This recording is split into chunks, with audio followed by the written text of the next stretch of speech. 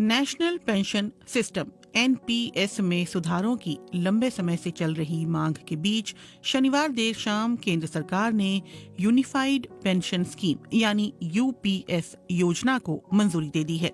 Electronic और सूचना प्रौद्योगिकी मंत्री अश्विनी वैष्णव ने कहा, इसका फायदा केंद्र सरकार के 23 लाख कर्मचारियों को मिलेगा।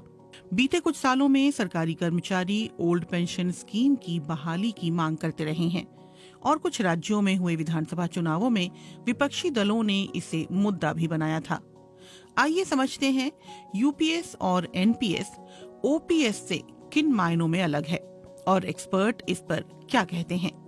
जब 2004 में पूर्व प्रधानमंत्री अटल बिहारी वाजपेयी की सरकार ओल्ड पेंशन स्कीम की जगह न्यू पेंशन सिस्टम लेकर आई तो इसमें निश्चित पेंशन के प्रावधान को हटा दिया गया।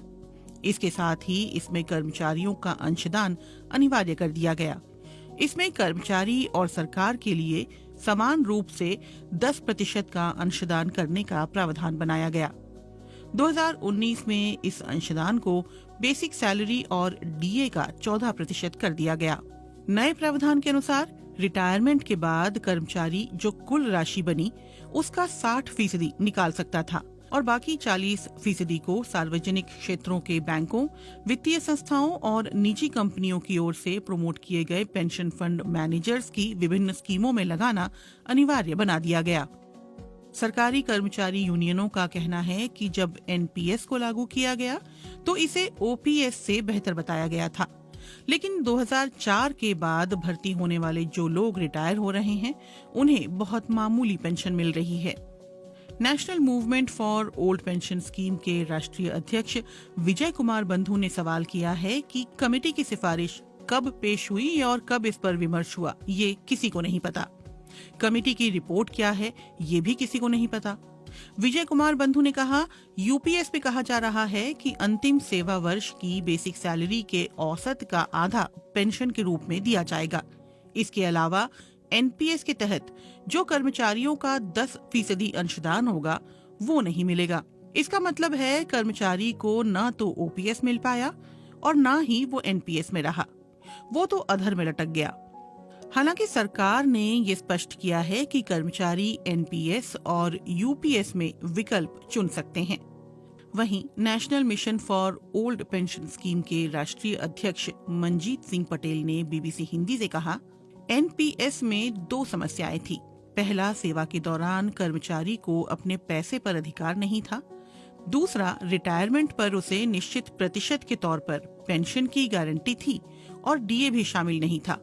लेकिन यूपीएस तो एनपीएस से भी बुरा हो गया। बिजनेस स्टैंडर्ड की कंसल्टिंग एडिटर अदिति फडनीस ने बीबीसी हिंदी से बात करते हुए कहा कि न्यू पेंशन स्कीम को लाया इसलिए गया था कि केंद्र सरकार के पेंशन बिल को संतुलित किया जा सके। वो कहती हैं, एनपीएस में कर्मचारियों की बचत का एक हिस्सा शेयर मार्केट में लगाए जाने का प्रावधान बनाया गया, यानी शेयर मार्केट के उतार चढ़ाव के आधार पर जो रिटर्न मिलेगा उसी अनुपात में पेंशन बनेगी।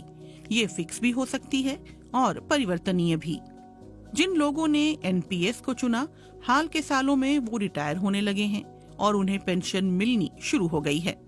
अदिति कहती हैं, इन लोगों की शिकायत है कि उनकी पेंशन कभी 100 रुपए होती है तो कभी 120 रुपए होती है।